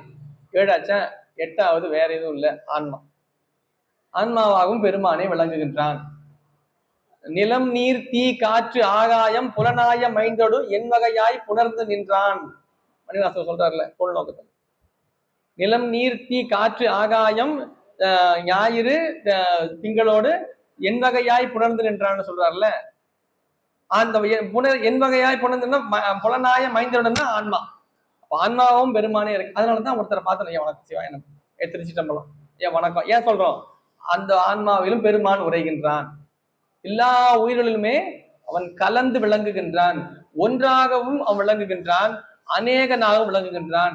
ஏகன் அநேகன் இறைவன் அடி வாழ். அநேகன் என்ன? எல்லா உயிர்களிலும் அவன் கலந்து விளங்குகின்றான். இங்க அதான் சொல்றாரு, என் வகை ஒருவனை எங்கள் பிரானை காதில் வெண்குழையனை கடல் குளமிதந்த கழுமல வளநகர் கண்டு கொண்டேனே. குழையை அணிந்திருக்கின்ற என்னுடைய பிரானை, பிரான் என்றால் என்னை விட்டு என்றுமே பிரியாதவன் பொருள். என்னை விட்டு என்றுமே பிரியாதவன பிரான் என்று சொல்லுவார். தலைவனை சொல்றது பிரான்னு சொல்லுவான். ஏன்னா அவனை விட்டு என்றுமே பிரியாதவன் பிரான் என்று அருளாளர்கள் எல்லாம் பெருமானை குறிப்பிடுவது எதனால் என்றால் தன்னை விட்டு என்றுமே பிரியாதவன் பெருமான். எம்பிரானை எங்கள் பிரானை காதில் வெண் குழையனை கடல் குளமிழந்த கழுமல வளநகர். இந்த உலகமே நீரால் சூழப்பட்டு நீரிலே சென்று முழுகுகிறது. அந்த காலத்திலும் நீரில் முழுகாது, நீரிலே முழுகாத ஒரு ஒரு ஒரு மிகப்பெரிய தோணியாக விளங்குகின்றது எது என்றால் இந்த கழுமலம் தான். அதனாலதான் அதுக்கு தோணிபுரம்னு பேரு. உலகமே நீரில் மூழ்கினாலும் இதுக்கு இந்த தலம் எப்படி இருக்குமா, ஒரு தோணி போல இருக்குமா. தோணினா கப்பல் மாதிரி இருக்குமா, அது ஒரு படகு போல இருக்குமா. அதனாலதான் இதுக்கு தோணிபுரம்னு பேருது. கடல் குளம் இதந்தன்னு சொல்றாரு. அந்த எது கழுமலம் என்ன, இந்த கழுமலம் என்ற தலத்திலே எனக்கு பெருமான் காட்சி கொடுத்தான். எப்படி காட்சி கொடுத்தான்? கழுமல வள நகர் கண்டு கொண்டேனே. இது பாடலோட எல்லா ஈற்றடியிலையும் இந்த கண்டு கொண்டேனே போட்டிருப்பார். கழுமல வளநகர் கண்டு கொண்டேனே, கழுமல வளநகர் கண்டு கொண்டேனேன்னு ஒவ்வொரு பாடலையும் சொல்லுவார். என்ன கண்டு கொண்டேனே, அது என்ன கண்டு கொள்ளுதல்? கண்டேன்னு சொல்லிருக்கலாம், கண்டேன்னா பார்த்தேன்னு அர்த்தம். கண்டு கொண்டேன்னு என்ன பொருள், கண்டேன்னு என்ன பொருள், வேற வேற பொருள். ரெண்டுத்துக்கும் ஒரே பொருள் கிடையாது, கண்டிப்பா இருக்க வாய்ப்பு இல்லை. கண்டேன்னும் கண்டேன்னும் ஒன்னா இருக்க முடியாது. தெரிஞ்சுக்கிட்டேன் அப்படின்றது இல்லையா. நான் தெரிந்து கொண்டேன், கண்டு கொண்டேன்னா காணுதல் வேறு, கொள்ளுதல் வேறு. கண்டு கொள்ளுதல்னா பார்த்து அறிந்து கொள்ளுதல். அப்படின்னா என்னன்னா ஏற்கனவே பார்த்திருக்கு. ஐயா அவரை பார்த்திருக்கீங்களா? அவர் பார்த்திருக்குங்க ஐயா, நம்ம அந்த ஊருக்கு வந்து தரல அவர் தானே அவர் சொல்றீங்க. ஆமா, அந்த ஊருக்கு வந்திருக்கவ பார்த்துட்டேன்னு அர்த்தம். அந்த ஊர்ல வந்தவனை பார்த்த மாதிரியே பார்த்திருக்கேன் இந்த ஊருக்கு வந்தவர். அப்ப அது பேர் என்ன? கண்டு கொள்ளுதல். அங்கு கொண்டது போல இங்கும் கொள்ளுதல். இங்கு காணுகின்றோம், அங்கு கண்டதை இங்கு அதே மாதிரி கண்டால் அதுதான் கண்டு கொள்ளுதல். இவர் கண்டு கொண்டேன்ற எதை ஞாபகப்படுத்துறாருன்னா, தனக்கு கைலாயத்திலே பெருமான் எப்படி காட்சி கொடுத்தானோ, திருக்கைலாயத்திலே இந்த பூ உலகை பிறப்பெடுத்து வருவதற்கு முன்பாக பெருமான் எப்படி காட்சிப்பட்டாரோ அதே போன்ற காட்சியை எனக்கு கழுமலத்திலும் காட்சி கொடுத்தான். அதான் கண்டு கொள்ளுதல். கண்டு கொள்ளுதல்னா கைலாயத்தில் தான் இதற்கு முன்பு கண்ட காட்சியை போலவே இப்பொழுதும் கண்டேன். அதுதான் கண்டு கொண்டேன் என்றார். கழுமல வளநகர் கண்டு கொண்டேனே. அடுத்த பாடல்ல மற்றொரு துணை இனி மறுமைக்கும் காணேன் வருந்தல் உற்றேன் மரபா வரம் பெற்றேன் சுற்றிய சுற்றம் துணையென்று கருதேன் துணையென்று நான் தொழப்பட்ட பொன் சுடரை முத்தியும் ஞானமும் வானவர் அறியா முறை பல நெறிகளும் காட்டி கற்பனை கற்பித்த கடவுளை அடியேன் கழுமல வளநகர் கண்டு கொண்டேனே. எனக்கு இனி எந்த துணையும் கிடையாது, மற்றுமோர் துணை இனி மறுமைக்கும் காணேன். இந்த பிறவியில மட்டும் இல்ல, இன்னொரு பிறவியும் ஒரு வேலை இருந்தா அந்த பிறவிலையும் எனக்கு துணை யாரு, நான் வேற யாரையும் தேட மாட்டேன். ஏக தெய்வ வழிபாடுன்னு பேர். தெய்வம் மிக ஆழமாக பேசுகின்ற ஒரு தலைப்பு இது. இது பலராலும் ஏற்றுக்கொள்ள இடியாது. நம்ம அப்படியெல்லாம் விட்டுற முடியாது சார், அந்த சாமியெல்லாம் எல்லா சாமியும் போய் தான் சார். மறுமைக்கும் இனி ஒரு துணையை காணேன்னு சொன்னா என்ன பொருள்? வேற எந்த மற்றுமோர் தெய்வம் கனவிலும் நினையாதுன்னு மணிவாசன் சொல்ற இடம் அதுதான். இது 27 ஆசிரியர் பேர் 12 திருமுறையும் சொல்றது என்னன்னா, ஒரு தெய்வமாக கொண்டு வழிபாடு செய்ய வேண்டும். ஏதாவது ஒரு தெய்வம், அந்த ஒரு தெய்வத்தையும் முழுமையாக கொண்டு வழிபாடு செய்ய வேண்டும். மற்றோர் தெய்வம் இனி மறுமைக்கும் காணேன் வருந்தல் உற்றேன் மரபா வரம் பெற்றேன். நான் என்ன பண்ணேன், ஏற்கனவே அப்படி இல்லாம இருந்துட்டேன், இப்ப தெரிஞ்சுக்கிட்டேன். மரபா வரம் பெற்றேன். மரபா வரம்னா அவனை வழிபடுவதற்கு நமக்கு வழிபட வேண்டும் என்ற விருப்பம் எந்த அளவிற்கு முக்கியமோ அதே அளவிற்கு அவனை மறவாது வழிபட வேண்டும் நிலை முக்கியம். நேற்று கோயிலுக்கு போனீங்களா? போகணும் தான் சார் நினைச்சேன், எப்படி தெரியல, மறந்தே போயிட்டேன்.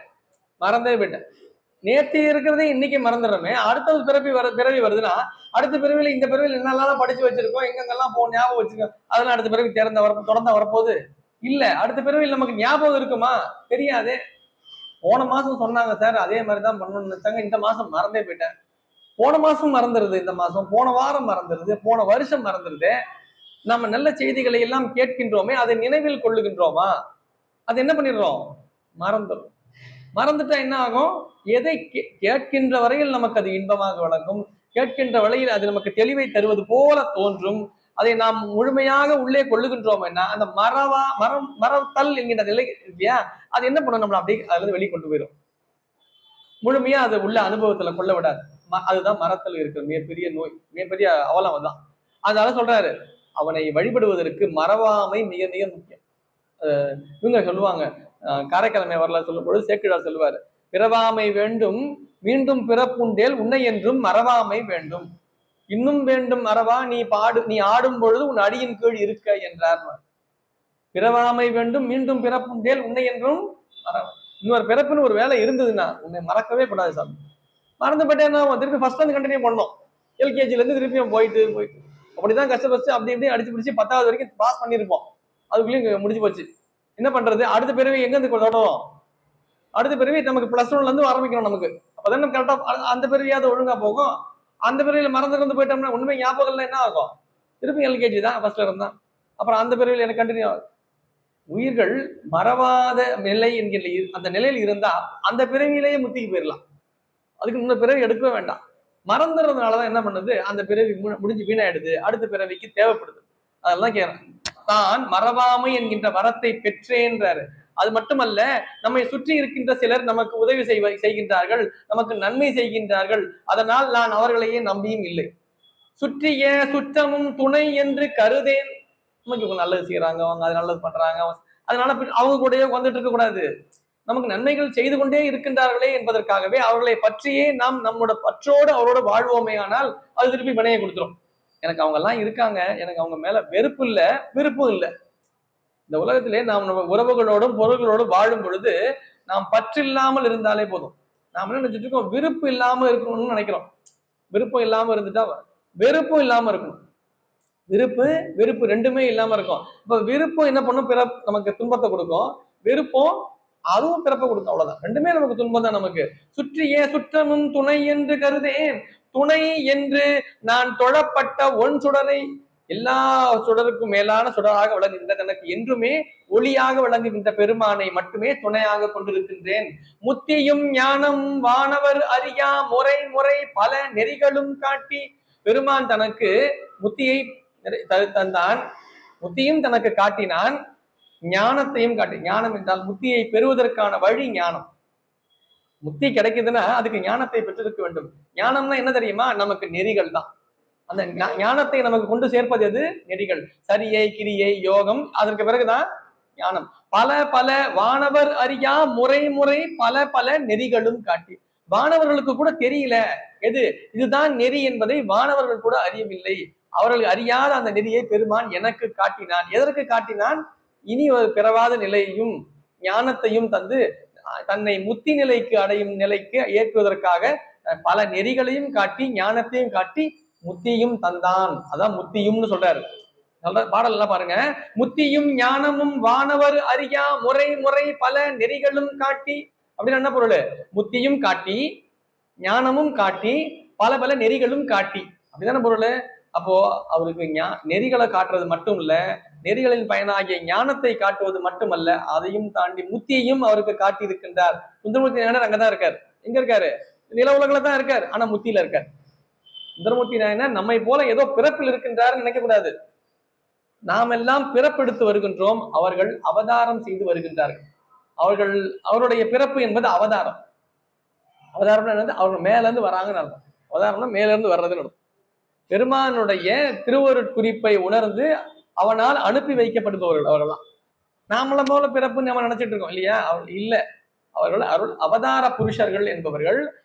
பெருமானுடைய கட்டளையை ஏற்று ஒரு செயலை நிறைவு செய்வதற்காக இந்த பூ உலகிற்கு வருகின்றார்கள். அதனாலதான் என்ன சொல்றாரு பாருங்க, முத்தியும் தனக்கு முத்தியும் பெருமான் காட்டினான். மணிவாசகர் சொல்லுவார் பாருங்க, 2 திருவாசகத்துல, மெய்யே உன் பொன்னடிகள் கண்டு இன்று வீடுற்றேன். சிவபுராணத்துல வரதான வரியது. சிவபுராணத்திலே வீடுற்றேன். அப்புறம் மீதி 50 பதிகம் எங்க இருந்து வந்தது? அதெல்லாம் வீடுதான். அவர் திருவருள் இருந்தே அதை அனைத்தையும் அருளி செய்கின்றார். அவர் வீடு பேர்ல தான் இருக்காரு. அவர் வீடுல தான் அவர் இருக்காரு. அப்ப முத்தியில தான் ஞானசம்பந்தர் இருக்கார், முத்தியில தான் நாவுக்கரசர் இருக்கார், முத்தியில தான் நமக்கு அப்ப சுந்தரமூர்த்தி நாயனார் பதிகங்களை அருளி செய்கின்றார். அந்த நிலையிலிருந்து அருளி செய்கின்ற பதிகங்களும் அந்த பாடல்களும் இந்த அளவில் நாம் சிறமேற்கொண்டு போற்ற வேண்டும்னு பார்க்கணும். அந்த நெறிகளை காட்டுவது மட்டுமல்ல, கற்பனை கற்பித்த கடவுளை, ரொம்ப அற்புதமான சொல் அந்த சொல்லாட்சி. கற்பனை கற்பித்த கடவுளை. இந்த கற்பனை அப்படின்றது சொல்லுன்னா கல் பனை அப்படின்னு, அது பனை இல்லை, அது புனை என்பது மருவி பனைன்னு ஆகுது. அதாவது கல் அப்படின்னா என்ன பொருள்? கல் பனை. கல் அப்படின்னா கல்லுன்னா நம்ம கல்லு அந்த கல்லு கிடையாது. கல் அப்படின்னா படின்னு அர்த்தம். கல்லுன்னா படி. நீ கற்க வேண்டும் அப்படி சொல்றோம்ல, நீ கற்க வேண்டும். இளமையில் இளமையில் கல் அப்படின்னு நம்ம பாட்டி எதனா சொன்னாங்க, இளமையில் கல். இளமையில் கல்லாம் இல்ல, சின்ன வயசுல இருக்கும் கல்ல எடுத்துக்கணும் அர்த்தமா? அவன் கல்லு போலதான் இருக்கான் சின்ன வயசுல, ஒண்ணும் பண்ணாம அப்படியே வந்துடுறான். அவன் இளமையில் கல்லுன்னா கல்ல அது இல்ல, கல்னா படின்னு அர்த்தம். அனுபவத்தை கொள், ஒன்றை தெரிந்து கொள். எங்கன்னு தெரிந்து கொள்? உள்ளிருந்து தெரிந்து கொள். கற்றல் அப்படின்றது வெளியில இருந்து வர்றது இல்ல, உள்ள இருக்கிறது. உள்ள இருக்கிறத பாரு. உள்ளே எது இருக்கு? அறிவு இருந்தா தானே. நீங்க ஒரு அரை மணி நேரம், கிட்டத்தட்ட பல வருடங்களாக இந்த ஒலிபெருக்கி முன்பாக நின்று பேசிக்கொண்டே இருக்கின்றோம். ஒரு நாள் பேசுறவர் வரல, அவர் ரொம்ப நாளா பேசுறவர் வரல, யாரும் ஆள் இல்லை பேசுறதுக்கு. இது ரொம்ப காலமா உட்காந்து கேட்டுட்டு இருக்கிறது யாருன்னா நிறைய மக்கள் கூட எப்பயாவது ஒரு நாள் வராங்க போறாங்க. என்னைக்குமே இங்க இருக்கிறது எதுன்னா இந்த மேஜையும் இந்த ஒலிபெருக்கியும் தான். எடுத்து வச்சிருவோம் அதை அப்படின்னு பேசுமா? அது எவ்வளவு காலமா கேட்டுக்கிட்டு இருக்கோம், எவ்வளவு பேர் பேசுறதை கேட்டிருக்கோம். இது திருப்பி சொல்லுமா? அது எவ்வளவு சொன்னாலும் தெரியாது. ஏன் செய்ய தெரியாது? ஜடம், அறிவு இல்லாதது. அறிவுடைய பொருள் என்ன பண்ணோம்? கேட்டா இதைத்தான் அவர் சொன்னாரு, இதைத்தான் அவரு சொல்லியிருக்காரு, இப்படித்தான் சொன்னாரு. இதெல்லாம் யார் சொல்லுவா? அறிவுடை பொருள். சொன்னதை சொல்றது யாரு? அறிவுடை பொருள். சொன்னதை சொல்லவே சொல்லாதது சில மனுஷாலும் அப்படி இருக்கான். நீ என்ன சொன்னாலும் உண்மையை கேட்க மாட்டான். நீ அதுக்காக சொல்லி திட்டு போற சொல்லுவான், ஜடமையா நீ என்ன ஜடம் மாதிரி இருக்கு. ஜடம் மாதிரி சொன்னதை திருப்பி சொல்ல தெரியாத ஒரு ஆள், சொன்னதை புரிஞ்சிக்க தெரியாத ஆள், சொன்னதை காதுல வாங்கிக்காத ஆள், அவன் என்ன சொல்லுவான்? ஜடம்னு தான் சொல்லுவாங்க. அப்படி அப்போ ஒன்றை கல் அப்படின்னு சொன்னா என்ன பண்ணும்? அது அறிவுடைய பொருள்.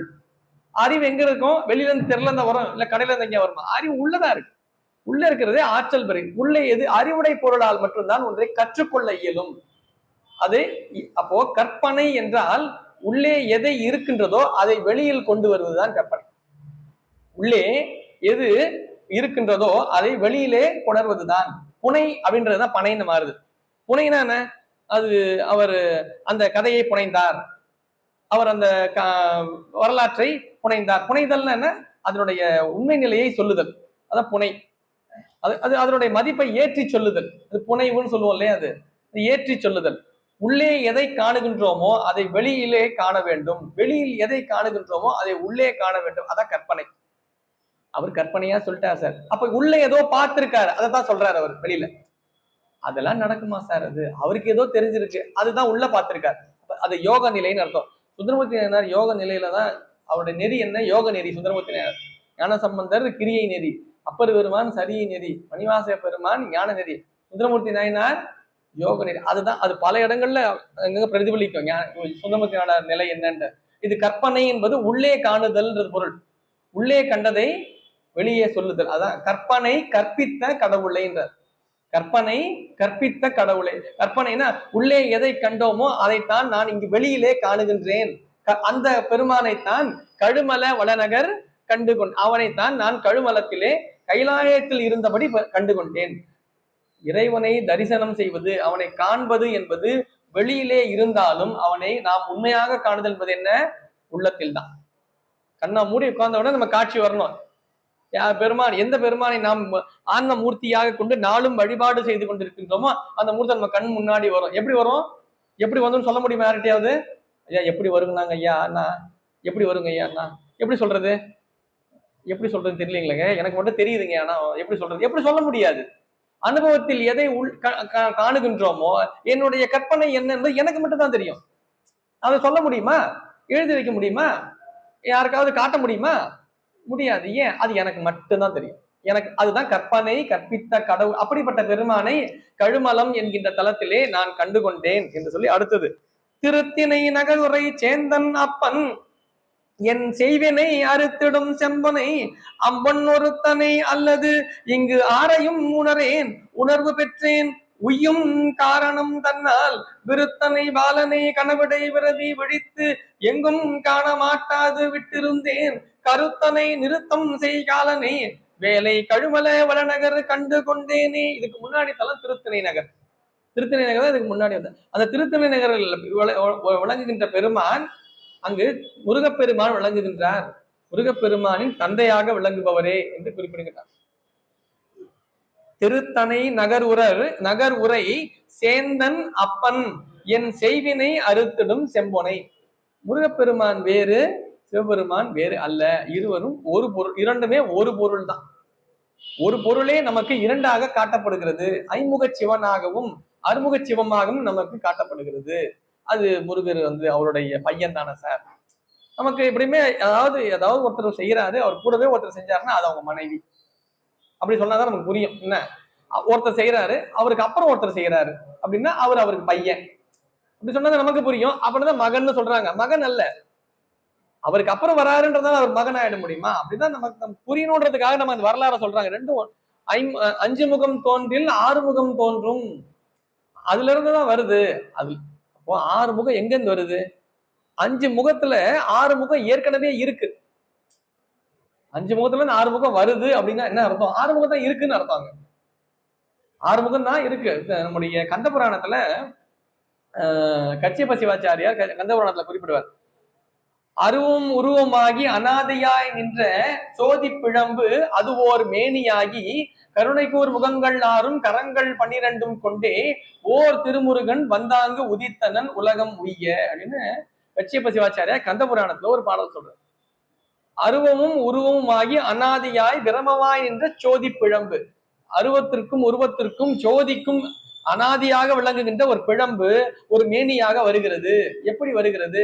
அனாதியாய் இந்த சோதி பிழம்பு அது ஒரு மேனியாய் கருணை கூர் முகங்கள் 6ம், 6 முகங்களுடன் 12 கரங்களுடன் திருவுருவமாக எழுந்தருளியது. 6 முகம் வருதுன்னா 5 இருந்திருக்குன்னு அர்த்தம். 5 6 ஆகுதுன்னா 6 ஏற்கனவே இருந்தது. இது வரைக்கும் யாருக்கும் தெரியாம இருந்தது அந்த 6வது முகம். அந்த 6வது முகத்தை எல்லோரும் யார் தரிசிக்க முடியும் என்றால் ஞானிகளாலும் மிகப்பெரிய தவ முனிவர்களாலும் நீண்ட நெடுங்காலம் தவம் இருந்தால் ஒழிய அந்த 6வது முகமாகிய அதோ முகத்தை காண முடியாது. அவர்கள் மட்டுமே காணக்கூடிய முகமாக அது விளங்கியது. உயிர்கள் மீது கொண்ட கருணை காரணமாக 6வது முகத்தையும் பெருமான் வெளியே காணும்படி கொணர்ந்தான். அதுதான் அதோ முகம், அதுதான் 6 முகம், அதுதான் முருகப்பெருமான். இப்போ 6 முகம் பையன் நீ சொல்ல வேண்டிய அவசியம் இல்லை. பெருமானே அது இன்னொரு நிலையாக கொள்வது, அவ்வளவுதான். பக்குவ நிலையாக சொல்வதுதான் அந்த 6வது முகமாகி அதோ முகம். அதோ முகம் எப்படி இருக்கும்னா நமக்கு வேற வழி இல்லை, இப்படிதான் காட்டி ஆகணும். அதனால இப்படி 6 முகம் இப்படி இருக்கும். பொதுவாக 6 முகம் அப்படி இருக்காது. 6 முகம் எப்படி இருக்குன்னா 4 திக்குக்கு 4 முகம் இருக்கும். 5வது முகம் விண்ணை நோக்கி இருக்கும். அதுவும் நம்ம போட முடியாது. 4 திக்குக்கு போடலாம், நீங்க 4 முகம் காமிச்சிடலாம். இப்படி முகம் வைக்க முடியுமா? பார்க்க முடியாது, வைக்க முடியாது. 6வதா ஒரு முகம் இருக்கும். இந்த இப்படி விளங்கியதை இது இப்படி மேல் நோக்கிய முகத்துக்கு பேர் தான் ஈசானம்னு பேர், ஈசான முகம்னு பேர். பெருமானுக்குரிய 5வது முகமாக சொல்லப்படுவது சிவபெருமானுக்கு மேல் நோக்கிய முகம். 6வதா ஒரு முகம், அது எங்க சார் இருக்கும்? அது உள் நோக்கிய முகம், அதோ முகம். அதோ முகம் இங்க இருக்கும், உள்ள. அது சொல்ல முடியும், காட்ட முடியுமா படத்துல நீங்க? அதனால படத்துல 6ஐயும் பக்கத்துல வச்சு காட்டினாங்க, நீங்க பார்த்தா தெரிஞ்சுப்பீங்கன்றது. சில சிற்பங்களாக வடிக்கப்படும் பொழுது அது 6 முகங்களை இப்படி வடிச்சாங்க. நீங்க உள்முகம் காட்டினா தெரியுமா? நீங்க தெரியவே தெரியாது. இல்ல காட்டணுன்றதுக்காக தான் காட்டணும். ஆனா எப்படி இருக்கும் உண்மையிலேன்னா உள்முகமாக இருக்கும். உள்முகத்தை பார்க்க முடியுமா? யாரும் பார்க்க முடியாது. எல்லோரும் காணும் ஒன்னும் பெருமான் அதை வெளியே கொணர்ந்தான். அதுதான் 6வது முகமாகி அதோ. முருகன் வேறு சிவபெருமான் வேறா? இல்ல. ஒரு சிவபெருமானினுடைய புகழாக சொல்லப்படுகின்ற சுந்தரர் தேவாரம், அந்த தேவாரத்துல அறிமுகப்படுத்துறார். சிவபெருமான சொல்லும்போது எப்படி சொல்லணும்? சிவபெருமானுடைய மைந்தர்னு சொல்லியிருக்கணும் இல்லையா? ஆனா என்ன சொல்றாரு பாருங்க, சேந்தன் அப்பன் அப்படின்ற. முருகப்பெருமானுடைய தந்தை யாருன்னு குறிப்பிடுறாருன்னா முருகப்பெருமான உயர்வா பாக்குறாங்கன்னு தானே அர்த்தம். முருகப்பெருமான உயர்வா நோக்கினார்தான். இவர் யார் தெரியுமா சார்? அவர் யாருங்க? அந்த பெரிய கம்பெனியுடைய முதலாளி ஒரு பையன் இருக்கார்ல, ஆமாங்க, அவரோட அப்பாங்க இவரு. அப்ப அவர் எப்படி அடையாளப்படுத்த முடியுது? அவங்க பையனை வச்சு அடையாளப்படுத்துறாங்கன்னா அவங்க பையன் பெரியவர்னு அர்த்தம். சுந்தரமூர்த்தி நாயனார் முருகப்பெருமானை குறிப்பிட்டு சிவபெருமானை சொல்லுகின்றார் என்றால் முருகப்பெருமானை ஒரு முழுவதும் பொருளாகத்தான் பார்க்கிறார், பெரும் பொருளாக பார்க்கின்றார் என்பதான் சொல்றார். ஒரு இடத்துல பரம்பொருள்னே சொல்லுவார் முருகன் சொல்லும் போது. திருத்தினை நகர்வுரை சேந்தன் அப்பன் என் செய்வினை அறுத்திடும் செம்பொனை. நம்முடைய செய்வினை, இந்த செய்வினை இந்த சொல்லுக்கு பொருள் என்னன்னா, நாம் செய்த வினை, செய்து கொண்டிருக்கின்ற வினை, நம்மால் செய்ய எல்லா வினைகளையும் நீக்கக்கூடியது பெருமானே. என்னுடைய எல்லா வினைகளையும் நீக்கி அருளினான். செய்வினை அறுத்திடும் செம்பொனை அம்மொன் ஒருத்தனை அல்லது இங்கு ஆரையும் உணரேன். அவனை தவிர வேறு யாரையும் நான் சென்று தொழ மாட்டேன். உணர்வு பெற்றேன் உய்யும் காரணம் தன்னால், அவனை மட்டுமே வழிபட வேண்டும் என்பது ஒரு வரம். சிவத்தை மட்டுமே வழிபாடு செய்ய வேண்டும் என்பது நம்முடைய கட்டுப்பாடு, குறிக்கோள், கொள்கைலாம் இல்ல, அது ஒரு வரம். சில பேர் சொல்லுவோம், அப்படி சொல்றவங்க யாரும் அதை ஏத்துக்க மாட்டாங்களே. ஏத்துக்க மாட்டாங்க. ஏன்? அது ஒரு வரம். அது வரமாக பெற்ற ஒன்றை இன்னொருக்கு சொல்ல முடியுமா? எனக்கு ஒரு வரமா உனக்கு கிடைச்சது, நீங்களும் போய் வாங்கிக்கங்கன்னு சொல்ல முடியுமா? போயிட்டு வரம்ன்றது அவருடைய பக்குவத்தின் பால் கிடைப்பது. இப்ப சிவத்தை தவிர வேறு யாரையும் வழிபடாத நிலை என்பது ஒரு வரம். அது எல்லோருக்கும் கிடைக்காது, அது அவருக்கு மட்டுமே கிடைக்கும். அதுதான் சொல்றாரு, உணர்வு பெற்றேன் உய்யும் காரணம் தன்னால் விருத்தனை. அவன் எப்படிப்பட்டவன் தெரியுமா? அவன் தான் எல்லாவற்றுக்கும் முழுமையான பொருள், மேலான பொருள், பழமையான பொருள். அதான் விருத்தன்றார். விருத்தன்னா ரொம்ப வயசானவர் நினைச்சாரு. பாலனை, அவனே நமக்கு இறங்கி வந்து ஆட்கொள்ளும் பொருட்டு பாலனாக வருகின்றான். விருத்தனை பாலனை கனவிடை விரவி விழித்து எங்கும் காண மாட்டாது விட்டிருந்தேன். எந்த பொருளை கனவிலே கண்டேனோ அந்த பொருளையே நான் நினைவிலும் கொள்ளும் அளவிற்கு மறவாத நிலையும் பெற்றேன். விழித்து எங்கும் காண மாட்டாது விட்டிருந்தேன். கருத்தனை நிறுத்தம் செய் காலனை. என்னுடைய கருத்தில் உரைகின்ற பெருமானை, நிறுத்தம்னா நடனம் ஆடுகின்ற பெருமான். கருத்திலே உரைகின்றவன் தான் அம்பலத்தில் ஆடுகின்றான். அம்பலத்தில் ஆடுகின்றவன் தான் என்னுடைய வினையை அறுத்தான். என் வினையை அறுத்தவன் தான் விருத்தனாகவும் பாலனாகவும் நின்று தன்னை நெறிப்படுத்தி கொண்டிருக்கின்றான். அப்படிப்பட்ட பெருமானை கழுமலம் என்று சொல்லப்படக்கூடிய அந்த திருத்தலத்திலே தனக்கு எதிர்காட்சி கொடுக்கும் பொழுது கண்டேன் என்று அந்த பாடல் நிறைவு செய்கிறார். மழைக்கு அரும்பும் மலர் கொன்றையினானே வளைக்கல் உற்றேன் மரபாவனம் பெற்றேன். புழைத்து ஒரு கால் இனி போய் பிறவாமை பெருமை பெற்றேன். பெற்றதார் பெருகிற்பார் குழைக்கரும் கண்டனை கண்டு கொள்வானே. பாடுகின்றேன் சென்று கூடவும் வல்லேன். கழைக்கரும்பும் கதலி பலசோலை கழுமல வளநகர் கண்டு கொண்டேனே. பெருமான் கொன்றை மலரை விரும்பி ஏற்றுக்கொண்டிருக்கின்றான். வளைக்கல் உற்றேன் மரபா வரம் பெற்றேன்.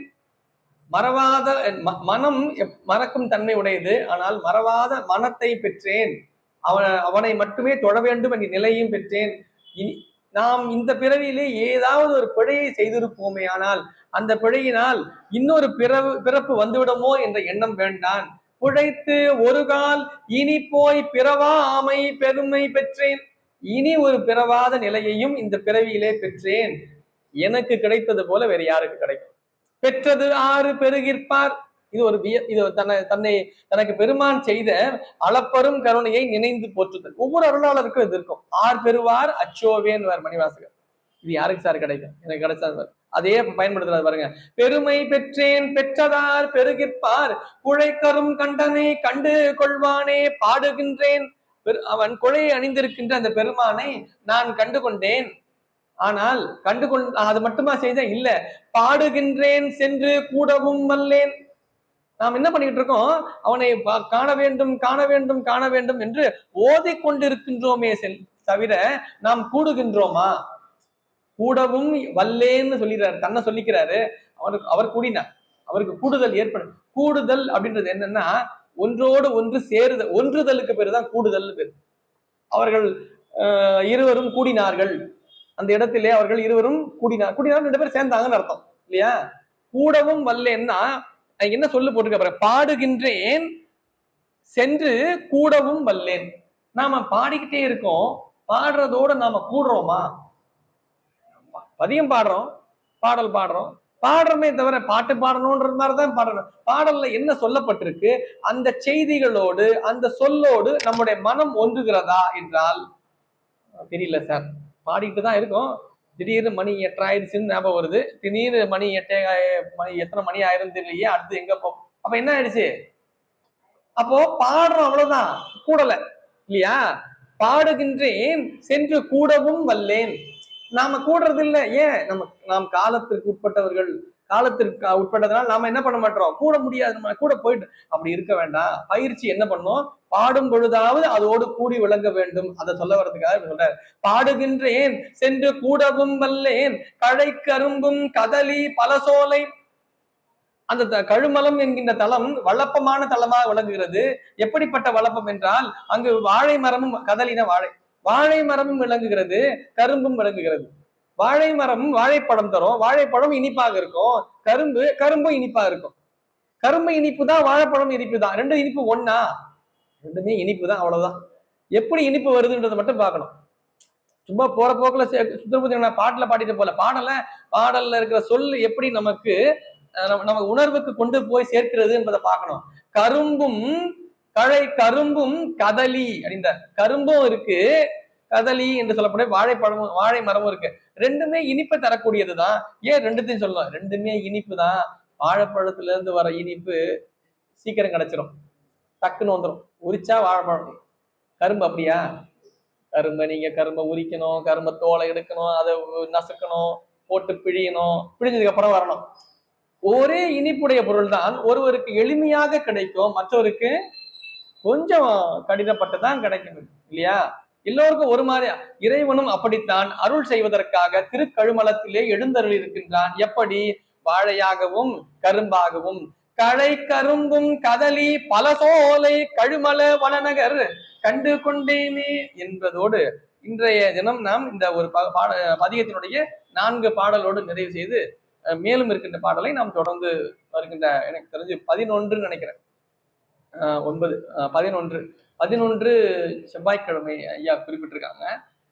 அன்று இன்னொரு அந்த நிகழ்வுல தொடர்ந்து மேலும் மீதம் இருக்கின்ற பாடலையும் தொடர்ந்து நாம் சிந்திப்போம் என்று சொல்லி, பாடல்களை நாம் மேம்போக்காகவும் பதியங்களை நிறைவு செய்வதற்காக மட்டுமே நாம் பொருள் கண்டோம். ஆனால் போற போக்கில் ஞாபகம் இருக்காது. அதனாலதான் முடிஞ்ச வரைக்கும் என்ன சொல்றது, குறைவான பாடல்களை சிந்தித்தாலும் நிறைவான சிந்தனையோடு நம்முடைய அன்றைய நாளை நிறைவு செய்வோம் என்று சொல்லி, நிறைய கேட்பதை விட நிறைவாக கேட்போம், சிந்தை நிறைவு பெறுவோம் என்று சொல்லி, இந்த நல்ல வாய்ப்பை அடியனுக்கு அருளிய சைவ சபை பக்த சபை நிர்வாக பெருமக்களுக்கும் செயற்குழில் விளங்குகின்ற பெருமக்களுக்கும் இருந்து கேட்ட அடியார் பெருமக்களாம் அனைவருடைய பொன்னார் திருவடிகளுக்கும் சிற்றடியன் பணிவு கலந்து நன்றி வணக்கத்தையும் தெரிவித்துக் கொண்டு இதோடு எளியனுடைய உரையை நிறைவு செய்கின்றேன்.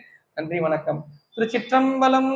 காவாய் கனகத்திரளே போற்றி, கைலை மலையானே போற்றி போற்றி. திருச்சிற்றம்பலம்.